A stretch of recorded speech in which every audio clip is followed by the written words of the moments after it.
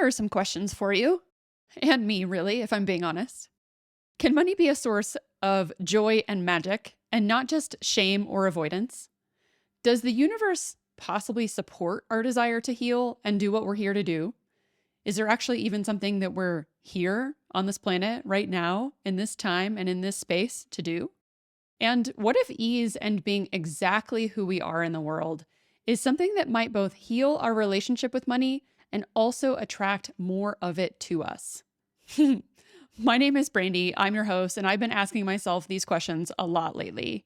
I once heard my favorite tarot person named Sela Saderstrom, who you might have already heard in my episode with her on Tarot plus Christianity, once say, healing happens in all directions.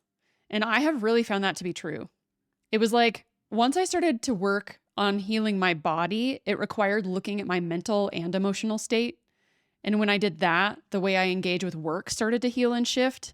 And once I did that, of course, it required me to take a serious dive into my relationship to money and to be honest about my finances. But of course, it wasn't in some linear progression like that. It was like everything happened all at once. Like Sela said, healing happens in all directions. Like once you start pulling a thread somewhere, it starts to unravel the whole knot, right? So working on one thing was also working on something else. In other words, it was this plus that. So, of course, welcome to This Plus That, a show about connecting the seemingly unconnectable and why it matters. In this conversation, I talk with Jessie Susannah Karnatz about the intersections of money plus magic. Because, I don't know a lot of people who think of money as magic. Like they think of money as struggle, they think of it as an annoyance, a thing that they avoid thinking about at all costs, a thing they desperately want more of but have no idea how to get, a thing they are constantly running out of, a thing that if they had more of it, life would just be better, right? But Jessie Susannah, otherwise known as the Money Witch, is here to give us some practical wisdom and empowering rituals to heal our finances. She brings capitalism-critical, shame-free education to healers, hustlers, and creatives in order to catalyze change in their financial lives and believes healing our finances will bring blessing to our lives, our lineages, and our communities. And that is fucking amazing. So she offers education, money magic products, and intuitive financial coaching online and in the Bay Area, otherwise known as unceded Ohlone land, and does it all with impeccable business lady style, of course. So if you, like me, need a bit of encouragement to believe that both your relationship to money and your material reality can be different, I think you'll enjoy this conversation with her on the intersections of money plus magic.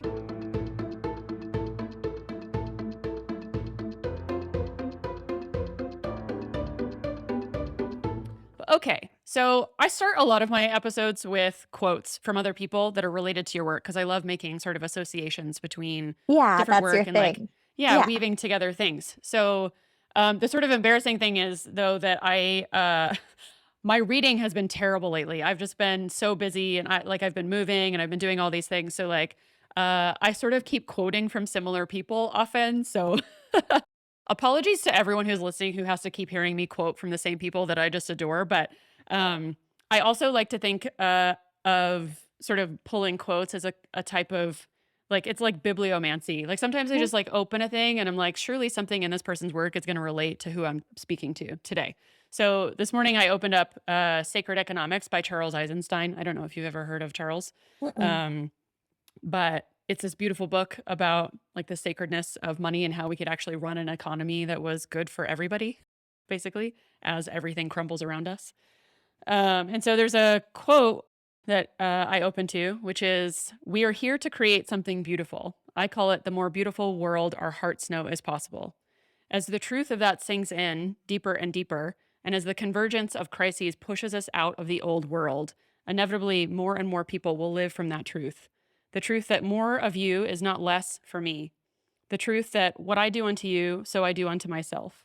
The truth of living to give what you can and take what you need. We can start doing it right now. We are afraid, but when we do it for real, the world meets our needs and more. We then find that the story of separation, embodied in the money we have known, is not true and never was. Yet the last 10 millennia were not in vain. Sometimes it's necessary to live in a lie, to live a lie to its fullest before we are ready to take the next step into truth. Um, which I love because, yeah, I feel like so much of your work is really like I appreciate because you are actually bringing in not just the individual and the sort of talk about mindset and abundance and all of those things, but like actually being real about the existence of structural inequality and all of these things that we actually face and being human and in embodied lives in the world.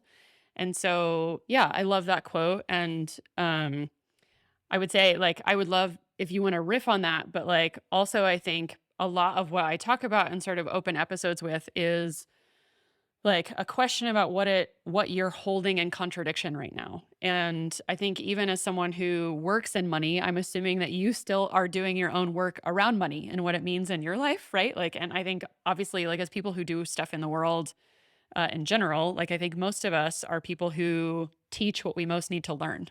So I was going to start by asking, um, like, where you feel in your life that right now you're holding specific contradictions or like nuance and tension around money in your life, or if you're feeling like a very real sense of like a collective sort of tension that we're holding around money in this moment.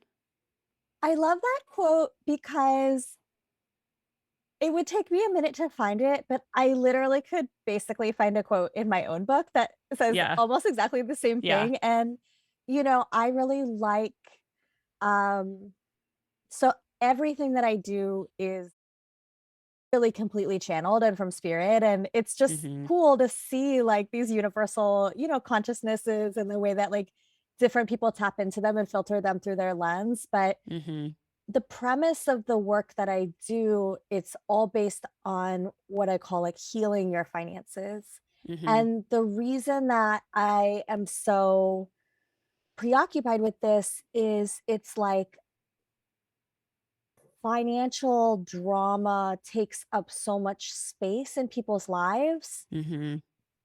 and it prevents us from being able to like fully participate in these conversations about, like, the world, how we want to be in the world and, like, the world we wanna create, and it's sort of just like, I'm like, "Let it be less dramatic." You know what I mean? Like, let it be less dramatic so that it takes up less space, so that you're coming to the table in these conversations about the world we wanna live in a less, like, actively wounded, or kind of, like, Mhm. open wound way, Yeah. because the world we want to live in this moment, I mean, in any moment, the world we wanna live in stands kind of, like, in contrast with the world that we do live in, Mhm. and what we feel is, you know, off about it, and everything that is off about our current world really is economically based. Like, all of the caste systems of, like, control, gender and race and class and all these things, like, really they're economically based. So, Mhm. it's like when we show up with so much wounding in our economic places, it really impacts the way that we're able to show up to that conversation. Mhm. For me personally, always. I mean, I am not in any better of a financial place necessarily than, like, anybody, reading the book. Like, maybe, I'm in a much better financial place than I was when I started my business 7 years ago. Mhm. I'm not where I wanna be. I'm still doing all the work, like, in the book, I realize all the time, like, I just started doing, like, working with a coach for I'd say last year was the first time in 7 or 8 years of having my business that I started working with a coach, and we're really doing a lot of financial work, and I'm, like, always like, "Yes, I know, like, I teach people how to do this all the time," but it's like, But it's a process, it's not just an intellectual idea, it's a process, right? So it's like, you can facilitate the process for other people, but you still have to go through the process, right? Like, you could yeah. teach yoga, but if you wanna do X, Y, and Z, like, you still have to get on the mat and do the yoga. So it's like, Yeah. I am on the mat doing the yoga hardcore right now. Yeah. So I feel like, personally for me, like, I'm I'm doing the work. Like I'm doing new work, I'm stretching, I'm in my process like on a divine plan. And I remember that question from like the beginning of starting my business where somebody was like, "I did you work out all your money stuff like before you started this Mm, business?" You know, and I'm like, yeah, "No, it's not about being an expert. It's about being like a guide and a channel, right. you know?" And I think like a really concrete example of contradiction that I feel like or tension that I feel like I'm holding right now is I'm working with a coach and she was like, basically like everything you sell, like all your services and all your products are underpriced.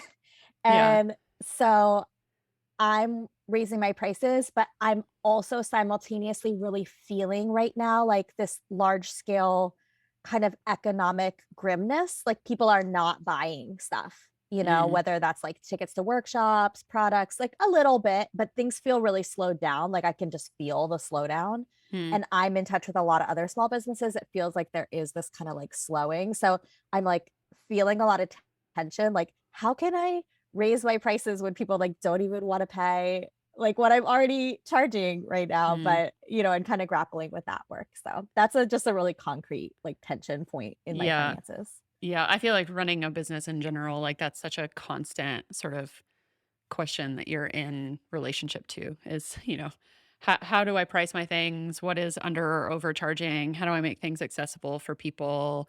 All of those things. But Well, they're also yeah, like pathetical, really. Like the idea of like under or overcharging, right. like it's like, eh, What does that even what mean? does it even mean? Yeah, it's all made up. They're all made up things. Yeah. Um, but yeah, it's funny because just sort of going back to that quote and your response to that, and just sort of saying, like it's so interesting.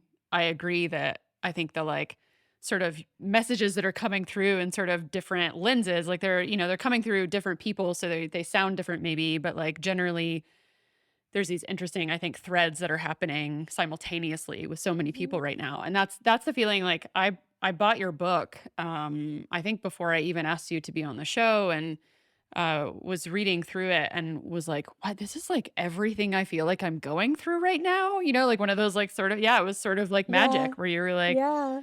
I don't know how this showed up in my life at the like exact right time, or if I would have been Yeah. ready for it, 2 or 5 years ago or whatever. But it feels like I was going to share, like, I feel like my personal sort of status right now, like why it's intersecting so much with what you do in the world, and the book that you just released, Magic Money, is like I've just realized that I think my relationship to not just money, but like existing in the world is one in which like has been built on scarcity. And it's just, I feel like we talk about that all the time. So it feels like really cliche, but like I mean it very viscerally. Like I feel like in my body, I can feel the ways that I show up to relationship and I show up to work, especially, I think, in ways that are tied to a feeling that I'm not safe, a feeling that like I need to, like, there's a line, where was it? Let me track it down. Um, there's a line in your book that says, "We ongoingly compromise our values in order to survive."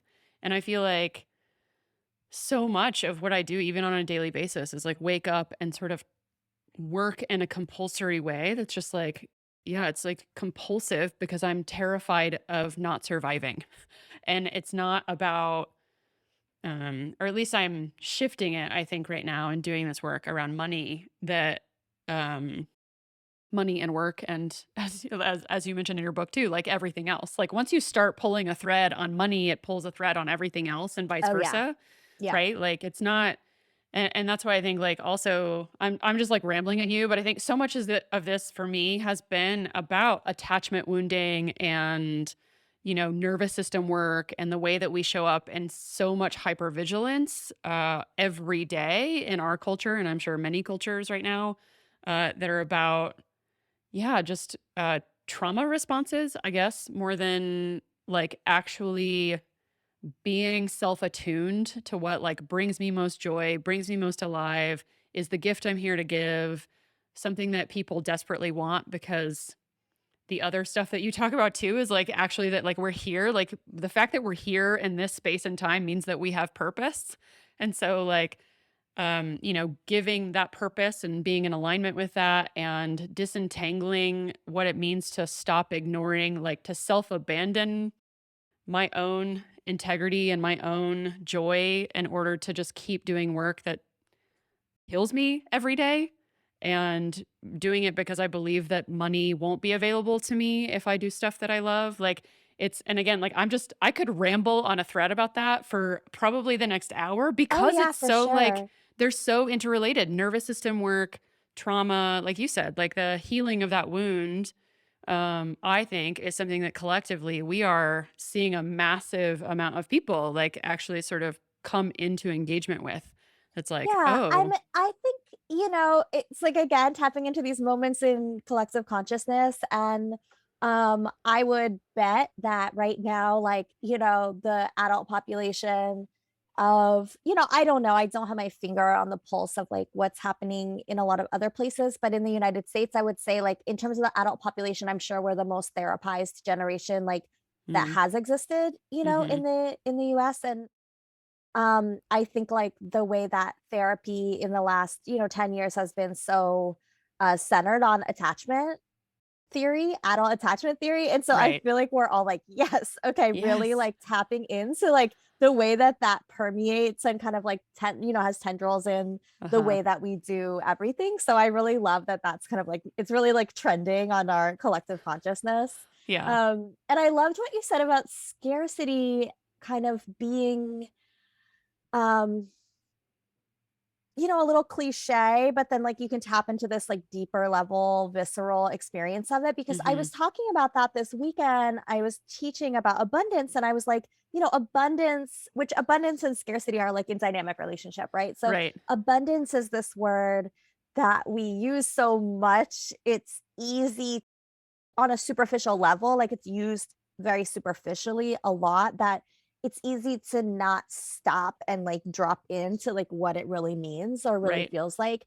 And Right. in that workshop, we ended up talking a lot about authenticity, which I think is like Uh-huh. also what you're saying. Like scarcity is sort of the lack of authenticity, whereas like Yeah. abundance is really like fully inhabiting your authenticity, because Right. really that's all you have to do, right? Like it's like you have this one life, you just need to be What? yourself, live your life, and stay That alive. that's a miracle to most people though, right? Like I feel like in our culture, like I mean the things that we've learned, that's why I think like this is revolutionary work, right? Is because it's like that you say that and it is like deeply true, so it's very resonant, but at the same time like in reality, like in our actual lived practice, it's still fucking crazy, that like showing up in your authenticity is actually all we have to do. Yeah, so it's just like, What? okay, reminder, right? Like literally all I have to do is be me and stay alive, today, like and every day, Yeah. right? And figure out more and more what it means to be me, and figure out more and more like how I can stay alive with like less struggle, right? Like, Mhm. but that's it. Right. That's literally it. Yeah. Yeah, which is yeah, I think why I say it's like I'm struggling so hard to not just in this conversation, but I think in life in general, find ways to articulate what it is I'm experiencing because it is so somatic. Like I have a lot of the writing and stuff on the podcast I've done before is like really sort of tapping into the connections between actually the conversation I did an interview with Charles Eisenstein who I read that quote from um about the intersections of purpose and illness. And I have just been going through a moment like in the last year, I feel like, of realizing that so much of my chronic illness is tied to forcing myself to continue doing things that actually aren't in my authenticity just because I think that's how I need to survive. And this, like, what incredible, revolutionary, foundational inner and then hopefully outer work it is to realize that you being you is actually not only the most authentic way to survive, but actually that like money will often flow to you if you actually sit in that space in a way that's like Yeah, often. I mean, often, not all the time, right? But I'm yeah, not but saying like, often. And but but the that thing it's is even a to possibility is try. wild. just try. Right. You know what I mean? Like, try it out. I really like a piece of generational healing that I'm doing is like permission to be foolish. Mm. Because, for my mother, who's like the greatest influence on my life, and then like her mother, it's very like the worst thing you could do is like be foolish, appear foolish, make a move that is like not sort of conservative and thoughtful, and then you're suffering the consequences of ruin or Right. whatever it Right. is, right? Yeah. And so I started in terms of romantic relationship, right? Being Uh-huh. like um really holding that the tarot archetype of the fool, right? Which like Mm-hmm. starts the entire like tarot is a The tarot, journey. So yeah, it the starts tarot that deck. entire journey Yep. and is just like, fool energy is sort of like, well, fuck it. Sometimes you have to start something and just see what happens. Right. And it's okay if what happens is it doesn't work out, or it doesn't work out Uh-huh. how you thought it would, or you experience some suffering, or something happens. It's just like that's okay. Mm-hmm. And in that journey, like I have a boyfriend who's like, it's a relatively new relationship. We've been together a little over a year. And we were talking about, we've been talking about different projects that are sort of like financial projects. We're both, around 40 and haven't ever like bought a house or, bought a Uh-huh. whatever. And we are just talking about all these different ideas of things we could do. And it's like, okay, yeah, like maybe it won't work out. But I was just sort of saying to him, like, honestly, like at least we would have tried to do Right. something. Right. Like, we could go our whole lives just being like, "Well, I don't know, I'm scared that if I do that, like, it won't work out." Like, this is Mm-hmm. your life. Right. It's And that's gonna what be over, like, sometime soon. It's like our yeah. lives aren't that long. Like, you get, Yeah. like, max 100 years, it's not even that long. Yeah. I feel like the cultural message we get though is that like that it is safe to just stay sort of in the place where like you can get this amount of money and do this work to get that money, and even if you hate that job, like just keep doing that because that's the safe thing to do. And it's like, well, staying in that job is also a risk in certain ways. Like it's a risk to not do things that you are interested in or curious about pursuing. It's like everything is all, you might lose that job tomorrow. Like there is Yes. no actual, like everything has risk baked in. So you might as well, because we're all going to die Yes, we are. soonish, Yes. like you might as well try the thing. Yeah, And and generationally, it's a very, like, emperor's new clothes moment, I feel like, because, everybody I'm, like, born on that Gen X millennial yeah, cusp. same.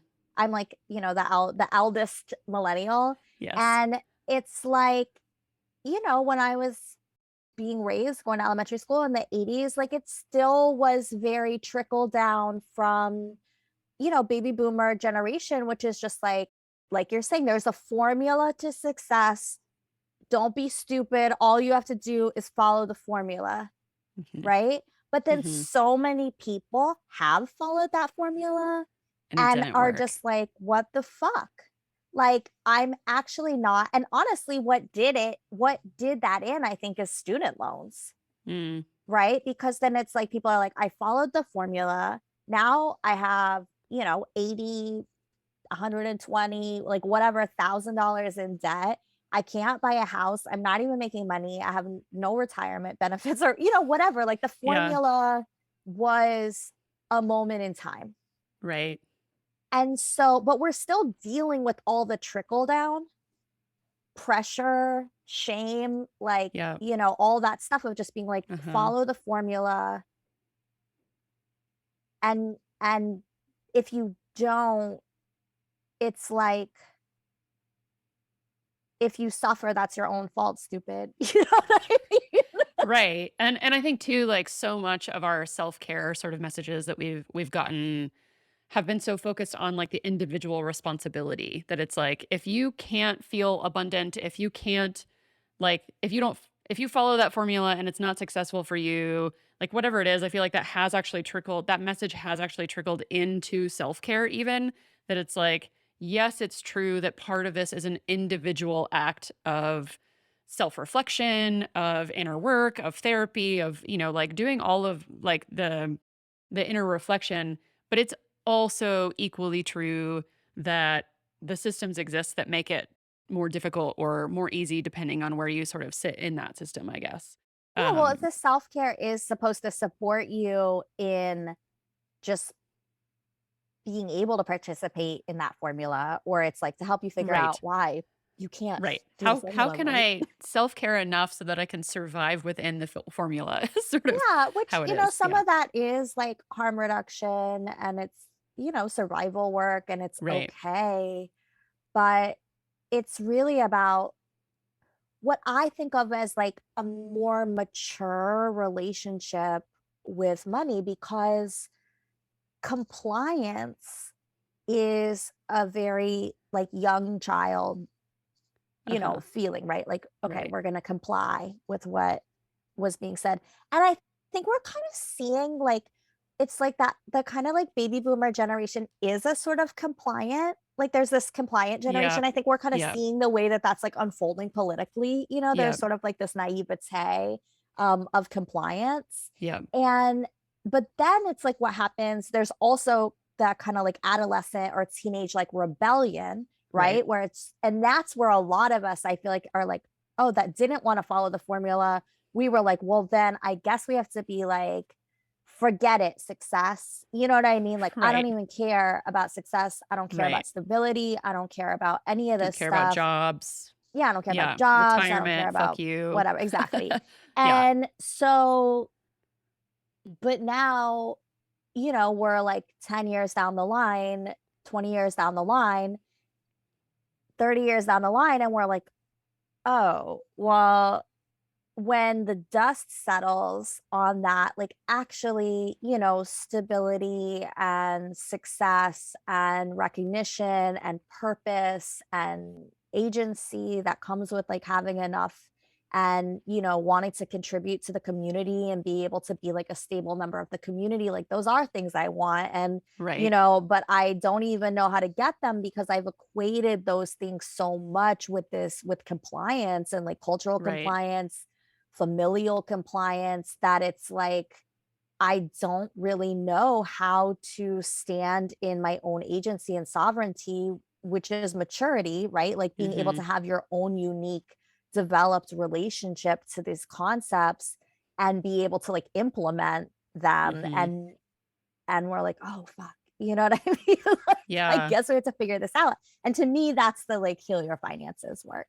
Yeah, totally. And I think that's such a great sort of example in terms of like I feel like that sort of evolutionary model I see happening in so many ways right now that it's there was sort of a compliance rebellion, sort of integration. I had a friend the other day who stated it to me as like a trajectory that's sort of like thesis. Like when you're younger, you're sort of developing all of your theses of like existence and you're sort of complying to what your parents teach you or what society teaches you. And then antithesis, which is the rebellion. So you rebel against what you were Mm. taught.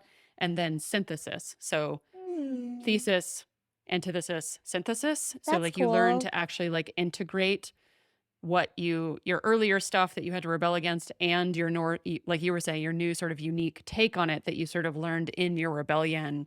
And I Mhm. think I find that to be true in so many ways about the way that we're doing relationships, about the way that we're doing money, about the way, like even religion is a good example in my world that, like I grew up in the South. So religion was a big part of that learning for me in terms of being like in sort of cultural Christianity and then later like actual practicing Christianity and then going like, whoa, this really actually doesn't work for me. It's not like it just doesn't feel like it encapsulates everything that like my experience tells me is true about the world.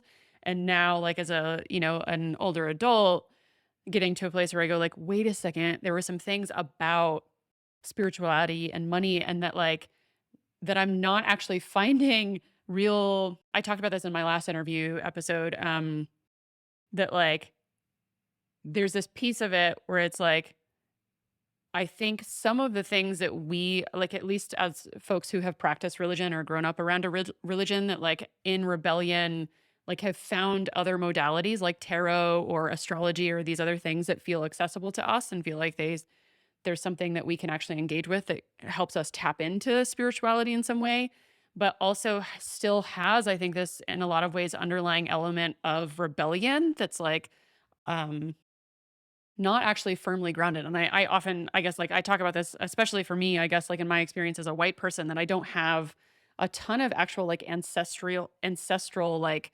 grounding in terms of spirituality. So like generational practices of that, and being tied to deep spiritual practices. And so I think now I find myself in that same trajectory of coming to a place of what I guess would be called like the synthesis, where I go like, what are the things that I feel like I actually want to bring from the things of my past, like religion or, like you're saying, like I guess like stability, ritual, ceremony, um, but that like weren't practiced in a way that felt good to us when we reached the rebellion phase. But now we're like actually seeking some sort of like, oh, commitment and stability and financial, like success and all those things. Like, don't have to mean that I give up my soul in order to access it, I guess. Well, and it's the next step of maturity in that it requires stepping into a greater sense of responsibility, Yeah. which is like, oh, it's my responsibility Mm-hmm. to bring this to my life. Mm-hmm. It's my responsibility to figure out what are my traditions Right. because the web is moving. Do you know what I mean? It's like you Mm. have I feel like things happen sometimes in family lineages where it's like, either you have kids or like a parent gets sick or passes where you're just like, oh, like I am the holder Uh-huh. of a lineage in a Right. different, I'm not the A receiver different of a way. lineage Right. anymore. I'm the holder of a lineage. Yeah. And that requires, um, yeah, a responsibility. It's a certain type of stability. And it's like, I have to make this for my own.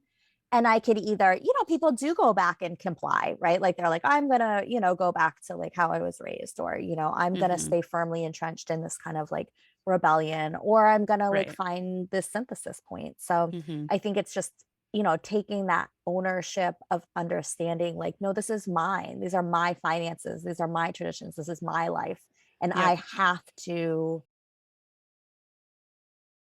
either do it inauthentically, because we have to Mhm. do it, right? So I'm Right. either going to do it inauthentically or I have to figure out like how exactly, it looks like to put the praxis in on like what my unique spin on it is going to be. Yeah.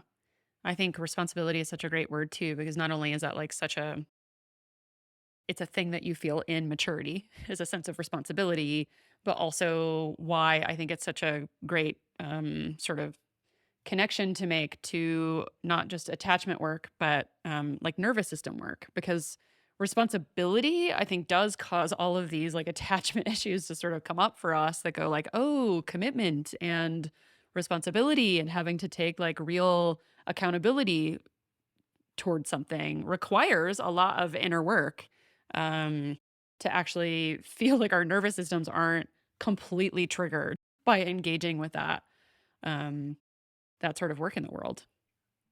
I guess I'm thinking too, in addition, it's like though, like there's a way in which responsibility can be grounding, And you yeah, know? yeah, absolutely. But I, Yeah. I think though that like when not to just like over pathologize it, like I find a lot of usefulness, I think, in the attachment model and talking about like, because even Yeah. as a practical example the other day, like I was um sort of talking with a friend about money and she was like, well, I think she was sort of making some assumptions about where I sat with money. And I was like, well, I actually like, I feel pretty good about, like I'm a person who's always budgeted. Like, it's not been too scary to me. And I don't know where I got that from because I'm not sure like that was passed down to me in any sort of like lineage.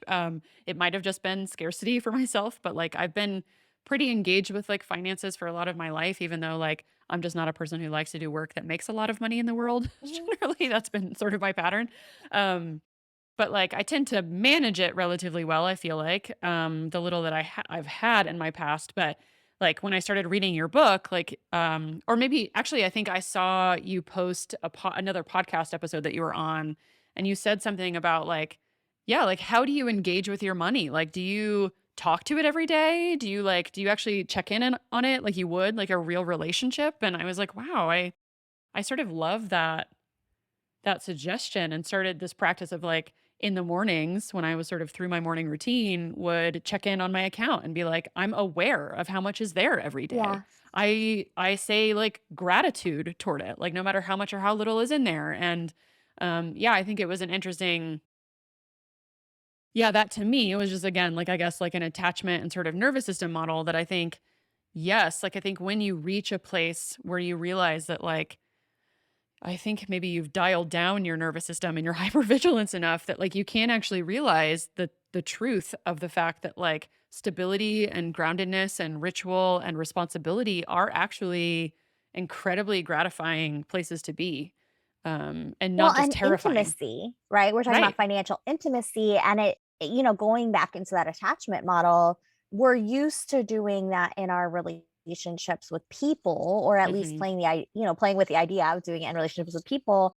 But, everything that we engage with is a relationship, right? Right. So it's like, yes, from an unaware or unexamined perspective, you know, the relationship is the site of trauma, or it's the site of, you know, pain and mistreatment. And so therefore we push relationship away, right? Hmm. Avoid Hmm. relationship, avoid intimacy.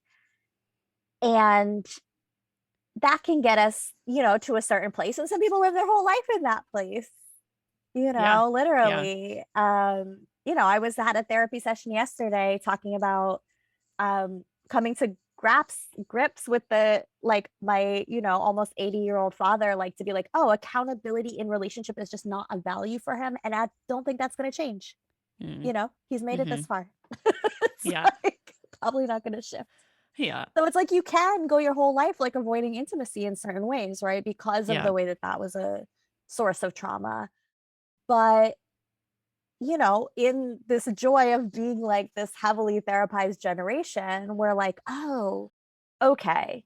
So the medicine for this, the antidote for this is not then to avoid intimacy, Hmm. it is to explore and experiment with and exercise and be in a practice of learning to sit with relating and experience it differently, not as a site of Hmm. pain, suffering, trauma, and to learn that like yes, there is some pain, suffering, and trauma that is inevitable with relating, Hmm. but not every time you experience like a bad feeling, you don't have to Push run it away away. and completely reject it, right? And so that's like, Right. this attachment stuff in our nervous system, building our tolerance Hmm. for sitting with the discomfort that Yeah. is like a part of normal relating.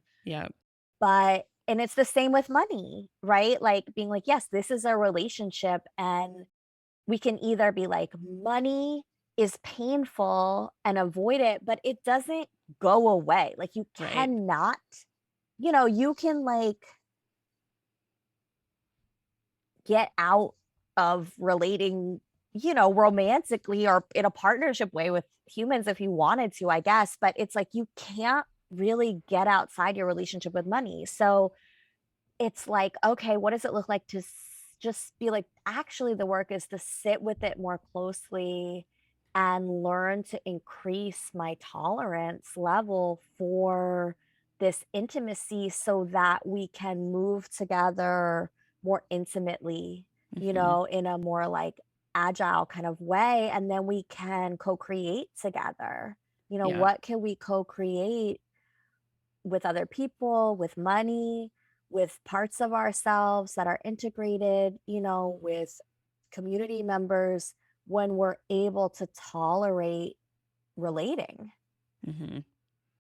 Yeah, and I mean, yeah, part of what you just said there, like in your book, you talk about like even if you ignore a thing, like if you're avoidant of a thing, it is still sort of energetically like running in the Oh, background. so It's not fucking like you've like stressful. actually just like push it out of your life. It's there. It's just like this energetic drain. And I think to the sort of at the beginning of the conversation, you're talking about like, um, like part of your work is like helping people to just like sort of disentangle from drama around money, and I think even for me, like as I've sort of like worked on my intimacy issues around relationships and around money of, relationships of all kinds, including money, that like I had a tendency to sort of then like overdo it. Like right now, a good example is like in my chronic illness, like I've had a little bit more access to money recently in selling my house.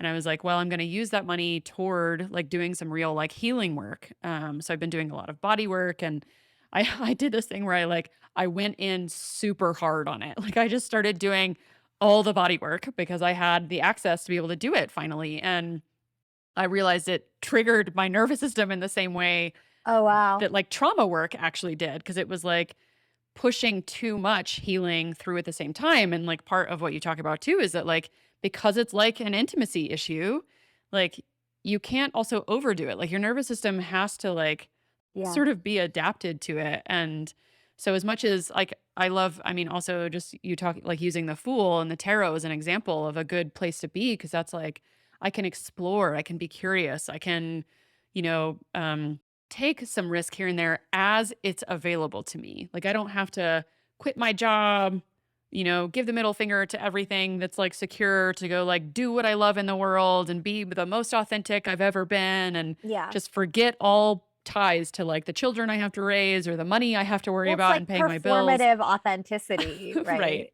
Yeah. Like super selfish authenticity, Right. It's like which not is in not authentic context. because actually part of who you are in the world is as part of an interconnected unit, Right. Right. whatever that looks like in your life. Yeah. Yeah. And I love do you mind if I read something from your book at you? Yeah, I love 'Cause that. I love this part. It's a little bit long, but I love this. It's a section called This Earth Journey, which is your primary spiritual purpose at this moment in time is to be exactly perfectly human. The news that we're made of stardust and lived a past life in Atlantis, I was right there with you, is thrilling, but babe, right now you are human on Earth in the 21st century. The point is not to glaze over this assignment and get back to being cosmic ASAP. For 14 billion years, the particles that made up your body existed in this universe, but not as you. They prayed to become you. Your ancestors prayed you into existence. Your soul was led to your exact body by angels who nurtured you into existence. So much miraculous labor went into making your human incarnation possible. You are a miracle. Your presence and the human story at this particular point in time and space, or space time, is not an accident. You are filled with purpose. Your human life and is inextricably bound up with your spiritual purpose.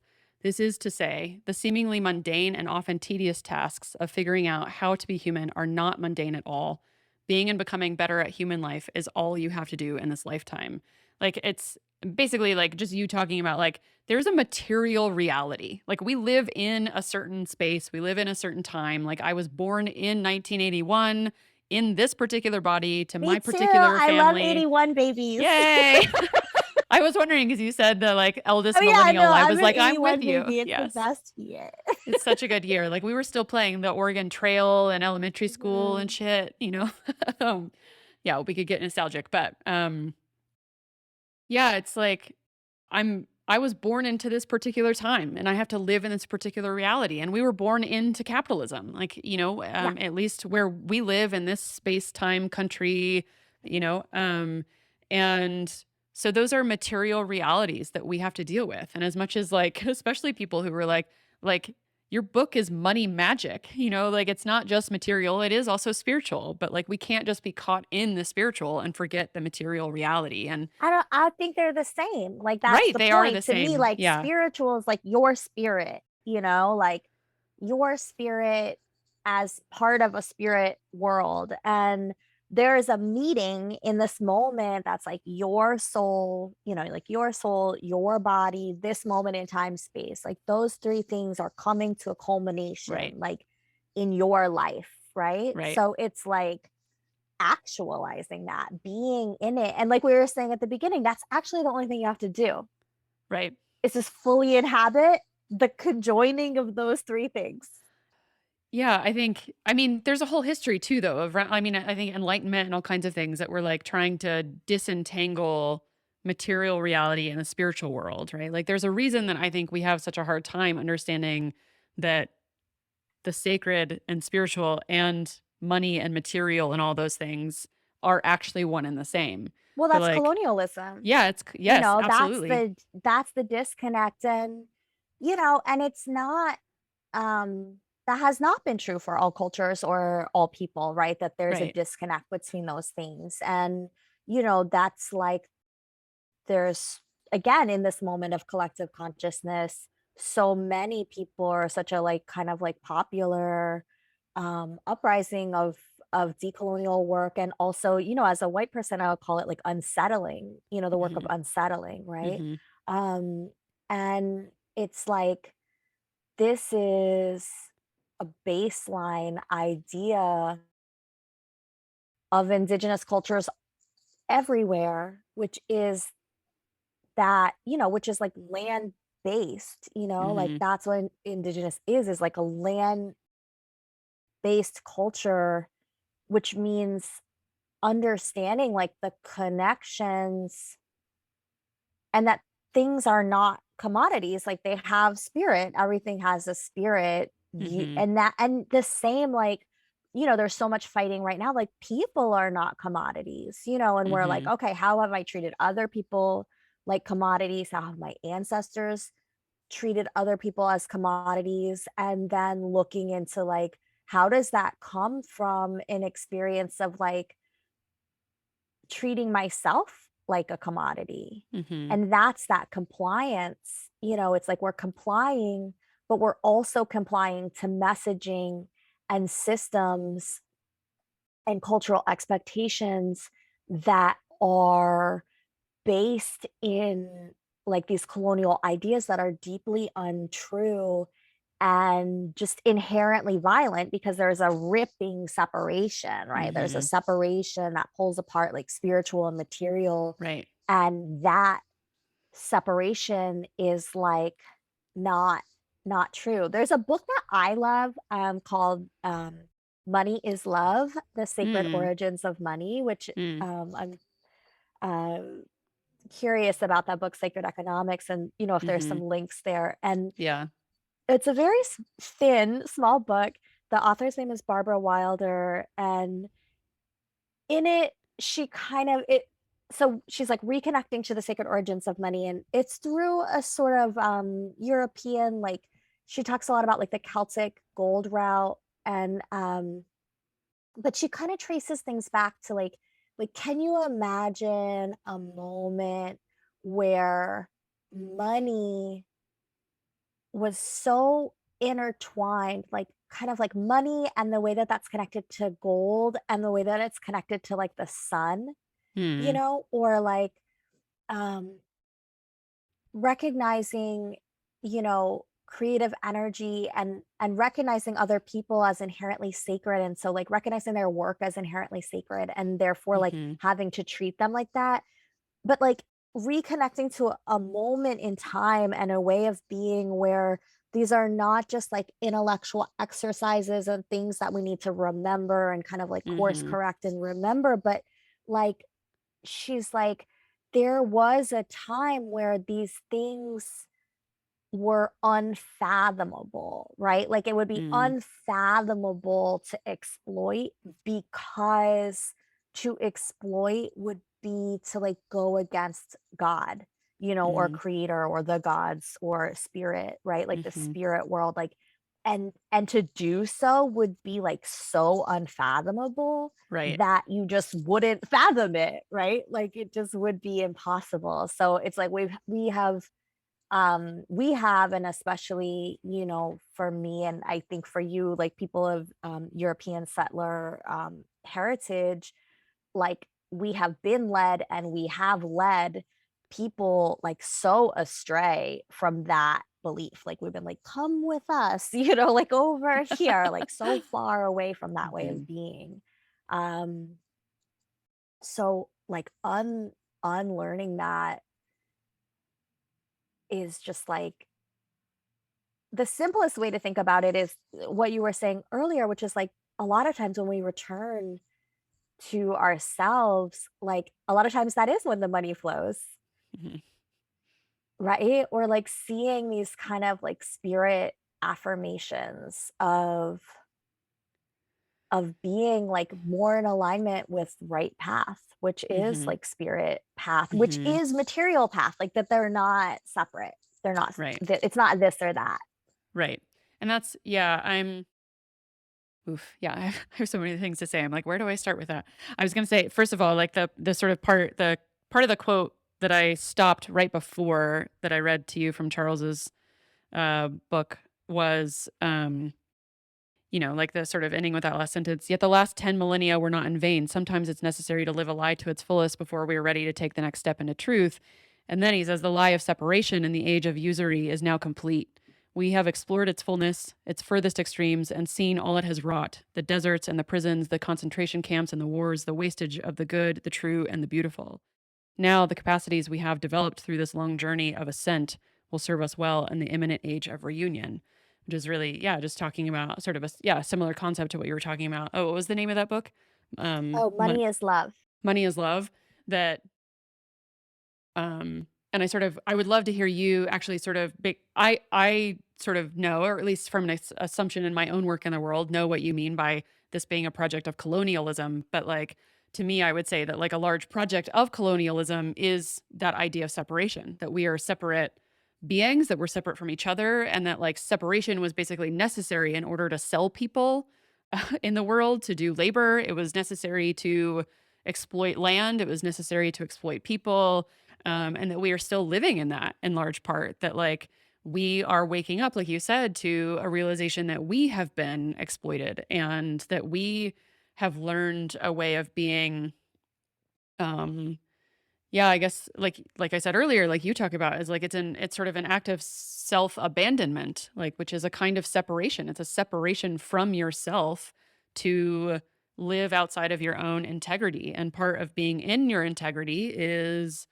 to be in alignment with your purpose, to be in alignment with money, to be in alignment in relation in like I think in my work also, that like an indigenous culture would call it right relationship. That like to be in right relationship is to be in alignment with like the flow um and mm, like what's an easy way to put that? Like just I guess something that like causes aliveness for everyone involved, like not just aliveness for my own sake and making as much money as possible, but like also what brings aliveness to other people. But how am I going to Yeah, bring and this just around? like what brings alive, like what is in alignment with aliveness?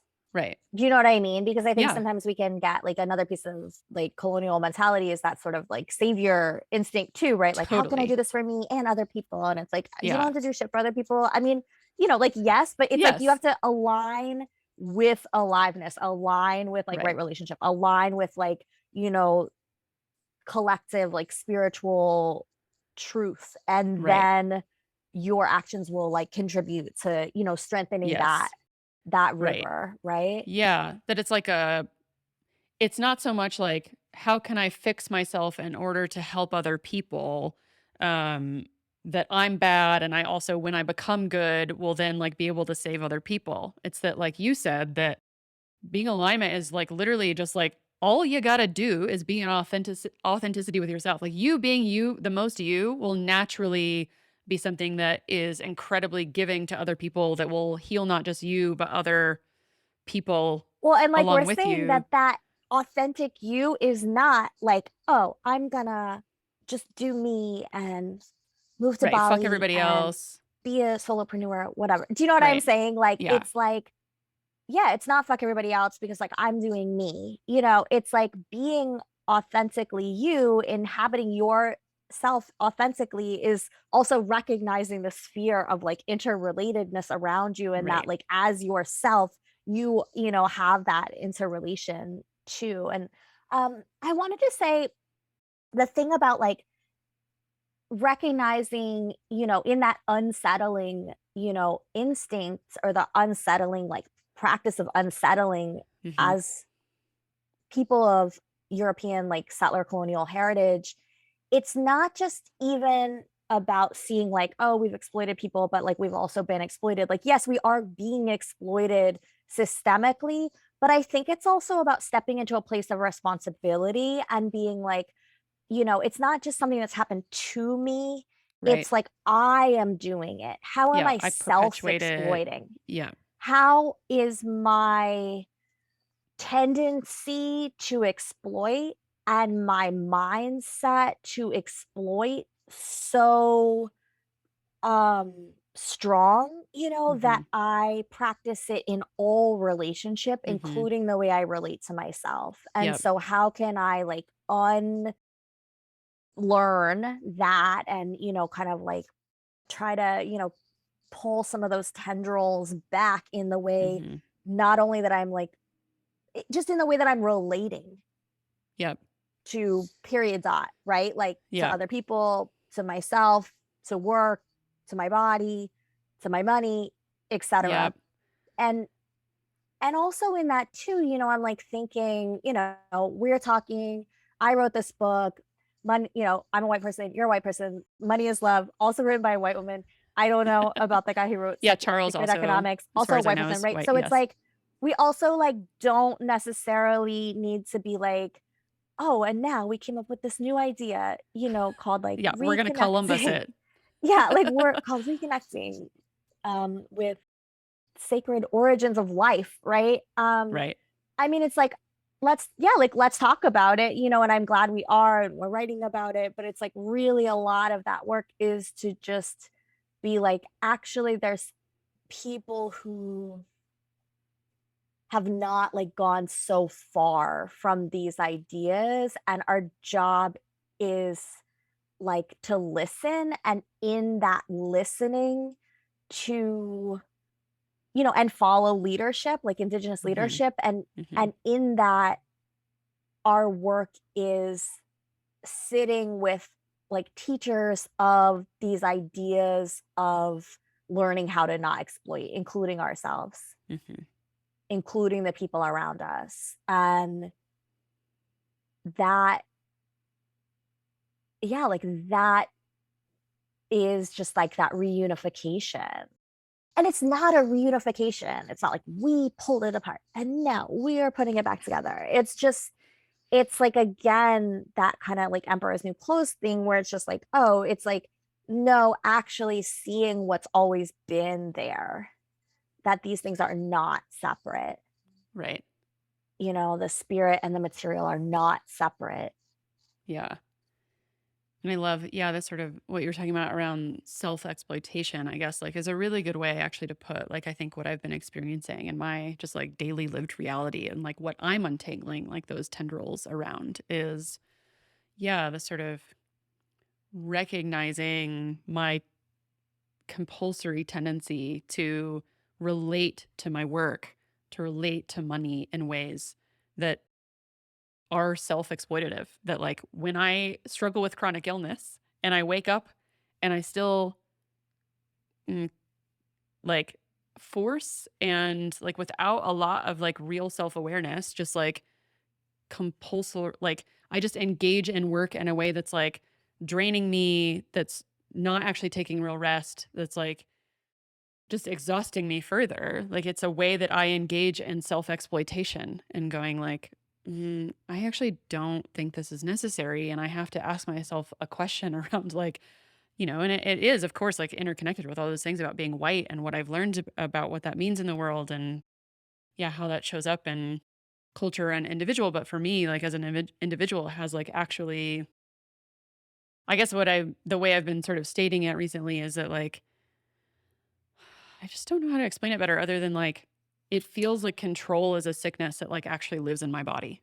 Like that sort of forcing and control and survival, like thinking I have to self-exploit in order to survive and thinking that I'm separate from nature and that nature would naturally like take care of me if I was just being who I was supposed to be in the world, and that my participation is like automatic if I'm just being in authenticity with myself and showing up in my full engagement and self and whatever. And like you said, sort of getting beyond the wound or tending to the wound at least, and then showing up in a way that's not quite as triggered.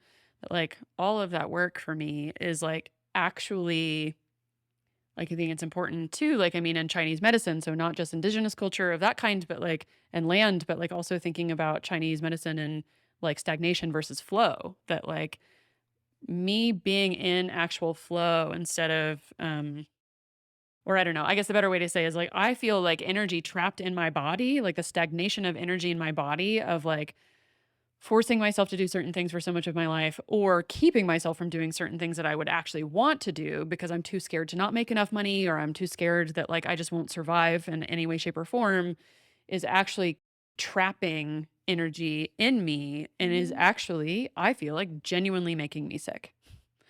So, Yeah, and, it's like not to I always say when I'm getting into conversations like this, I'm just sort of like, anyone's feeling about like why or how they're sick. Like there doesn't have to be a like why to why people yeah, are sick either. It's not yeah, like self-imposed thing. sure. And like, and you're having your experience. And I do feel like, indigenous cultures all over the world like do have these beliefs that in energies have impact on your Mm-hmm. body.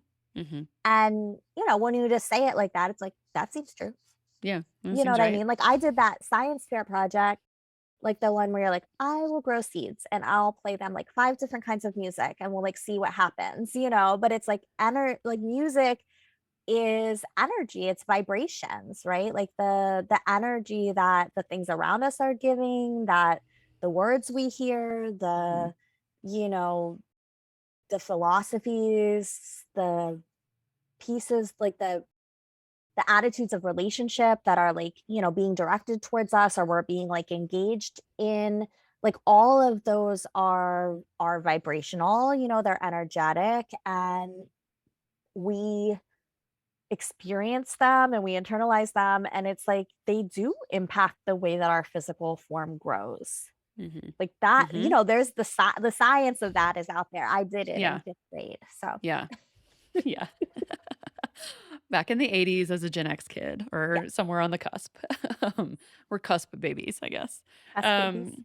Well, okay, I could probably talk to you forever about this stuff, but I wonder if like how maybe just like a closing question before I ask you just to share like what you want to promote in the world just so Yeah. people know how to engage with you is like how is money showing up as magic in your world right now? Like what feels magic to you about money? I have a very active spare change practice. Like I Mhm. really look for like coins on the ground and Mm. I find them and I like engage with them. So that always feels really magic to me. Um I am like, as I alluded to earlier, like I am, in a new partnership and really in a place in my life where it's sort of like building things in a material realm is of interest to me. And Mm. so we're like exploring, these different possibilities of building. And I think like money feels magic in that way of like, okay, well, what if we did these things, and just imagining how the money can like come in to support, Uh-huh. Uh-huh. um, holding it lightly, but also like having trust. Mhm. Just seeing money move around, I Mm. think right now is like feeling really magic to me. Seeing money move, seeing money like shapeshift, seeing money, build a foundation, the Mm. way that it can like come in. Yeah, just sort of watching it move and shapeshift. It's feeling Yeah, really which I feel magic like to really me. gets into I mean your business name, your sort of handle, like being a money witch, like that there's a way that you engage with money in the world that is a type of yeah, sort of engaging with your own inner witch and like how you use money to like shape shift and move Oh yeah. energy and all of those things. Yeah. And I'm a shape, like I am in devotional relationship with Hermes Mercury. His feast day is coming up. It'll probably have happened by the time this episode's launch is May 15th, and it's just like that shape shifting, like, pushing, pulling, like Uh-huh. what can it become? What can it do? And it's not always pretty, Yeah. but it's always in movement, in motion. So Yeah. I that's the money energy that I feel like I'm sort of like tending. One of my roles is, they say, like a priestess of the egregore of money, which means like Mm. I am facilitating relationship between our collective like concept of money and Mm. individuals in Mhm. the collective, right? To Mhm. facilitate that relationship. And Mhm. the money energy that I'm attending is like very in motion, very shapeshifty, like money energy. That is definitely the way I'm relating to money in this world. Yeah, I love that. You mentioning Mercury, I was like, I meant to start the episode with just like a joke when you got online, just to be like, it feels real brave to like record a podcast the day after Mercury retrograde Oh starts. yeah, But well, it's Wednesday, so it's Mercury's day. yeah, And we're in it. actually, well, I have a little like altar, Mercury altar, so I was Hmm. tending to it before, but I was recording a video this morning and he just like cut it off in the middle, and it was like, he's like, "Why are you doing this video instead of making me coffee?" I was like, "Okay, okay, Okay, Mercury. whatever you We'll want. tend to you. We'll tend to you." Yeah. Well, before I let you go, what is there anything? Obviously, like I would love to make sure that you talk about your book, and how people can get a hold of that Oh book, yeah. and anything else that you have coming up that you would love to tell the people about.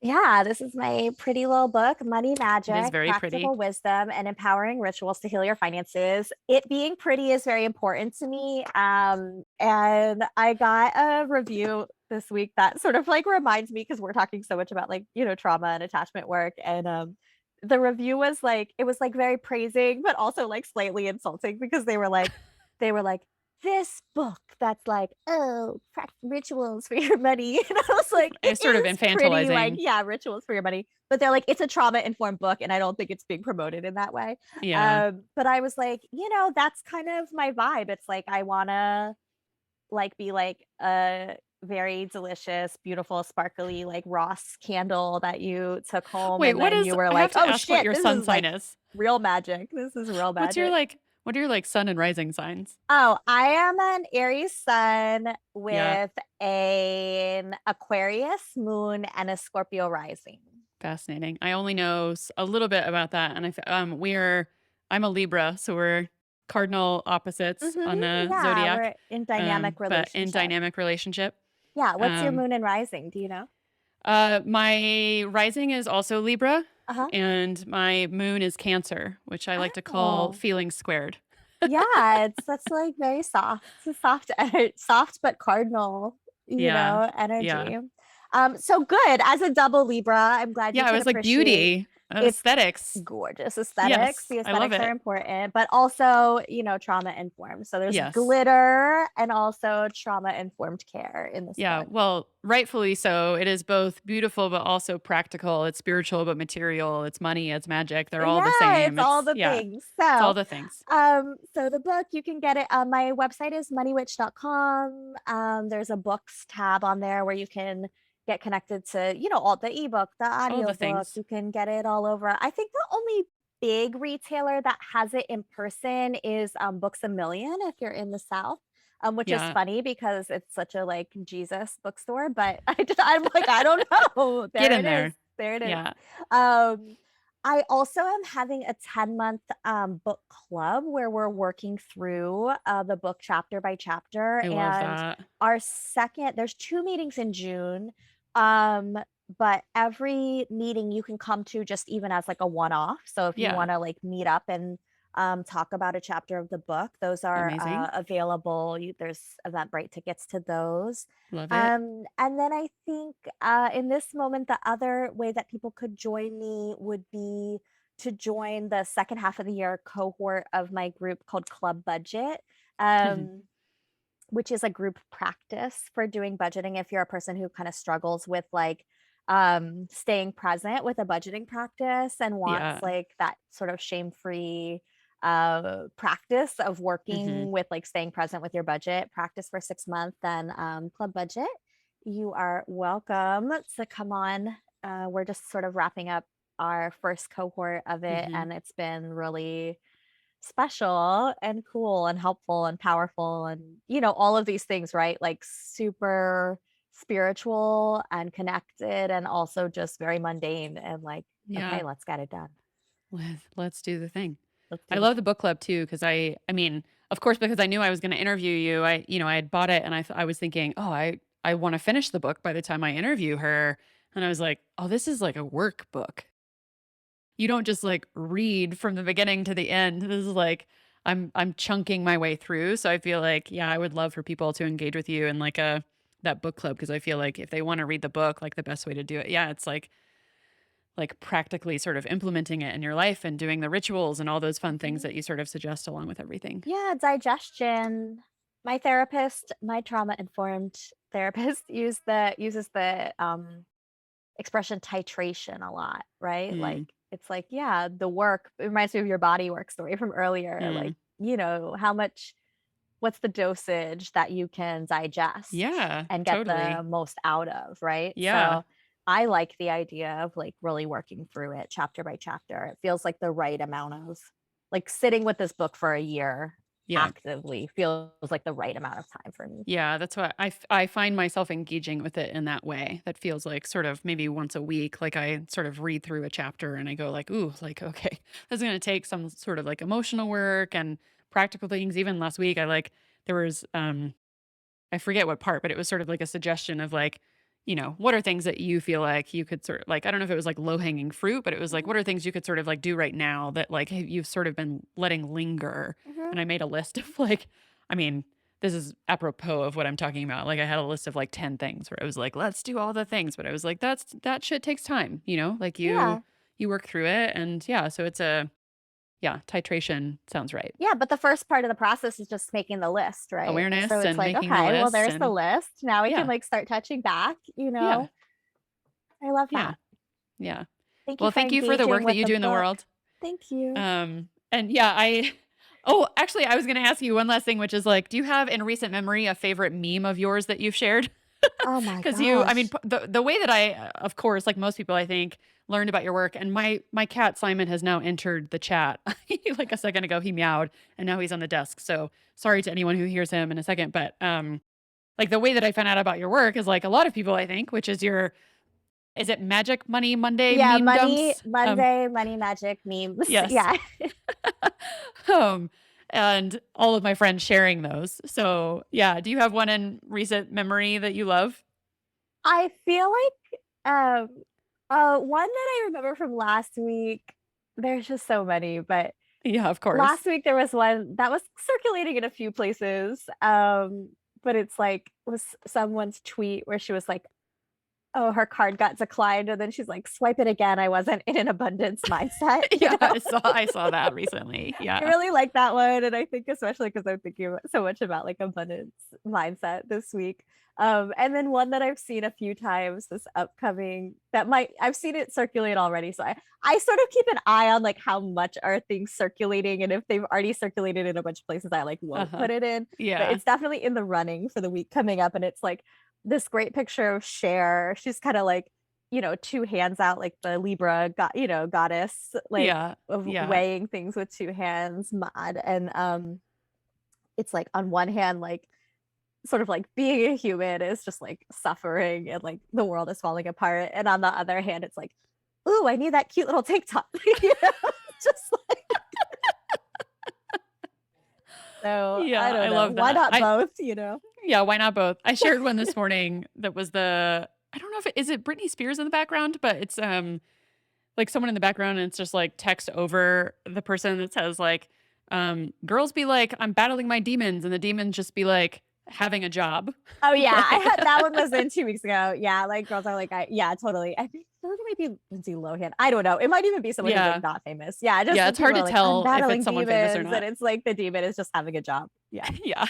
Yeah, and I love that. And I love that as like part of your practice too just cuz like it is like taking, like as much as, even here, like we talked about money and engagement with trauma and nervous system work and all those things, like that there is a lightness and there is an ease and there can be fun and, like you can actually engage in it in a relationship that is like an intimacy that's not Yeah. scary. It's like, oh, Well, it's just this like, can be fun. or what? Like, you Or gotta like laugh. make Like, fun of it. Yeah, it's like again, like yeah. that fool mentality, right? That it's like, fuck it. Like we're going to have a good time with this and like we're not always going to do it right, but we're going to give it a shot and we're going to test things and we're going to play and Yeah, you know. play. I think Yeah. play is really important to me.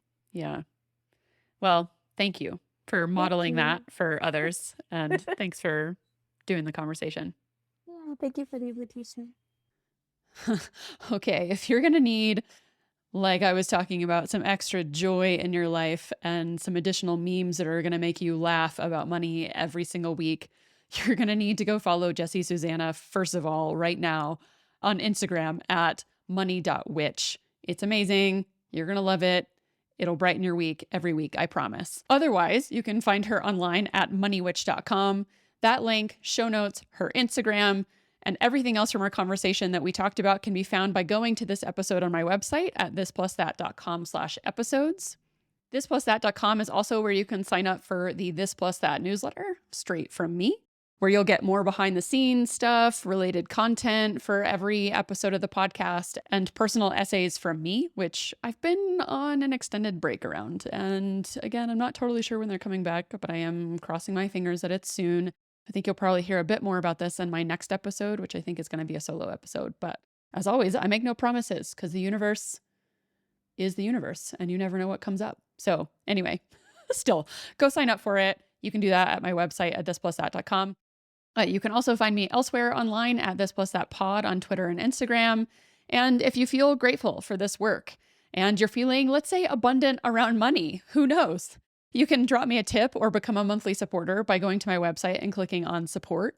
And if you haven't yet, please, of course, like if you don't feel like one of the things that you can give in return for this show right now is money, you can do amazing things for me, like rate the show 5 stars on your favorite app, give the show a review, and tell your friends about it if they also like mashing weird things together and talking about the nature of the universe and spirituality and I don't know, all the things I mashed together. For now, though, I also just want to thank the team at the Podcast Babes. They are my new production team for the show, and you can find them online at thepodcastbabes.com. They've been doing an awesome job of editing every show and doing all the stuff that's required to actually get this out in the world, other than booking guests and, actually conducting the interviews. And it has been such a gift to me to have someone doing that for me. It's allowed me to do a lot of other things, including rest, which I'm trying to do more of recently. I hope you're also doing that in the world. But anyway, speaking of you, I'm so grateful for you, for listening, for being here, for being someone who's interested in engaging with these topics and engaging in the self-reflection and community reflection necessary to create a new world, and hopefully one in which we are all, I don't know, given access to or find access to or create access to wealth and abundance and generosity and building communities that are whole and healed. And first, that starts with ourselves, right? So thank you for engaging in this work. Thank you for doing that in your own life. And thank you for all of the responses that you give to me all the time and telling me what this means to you. And yeah, how you're, I don't know, doing the work, I guess. So thank you. Until next time.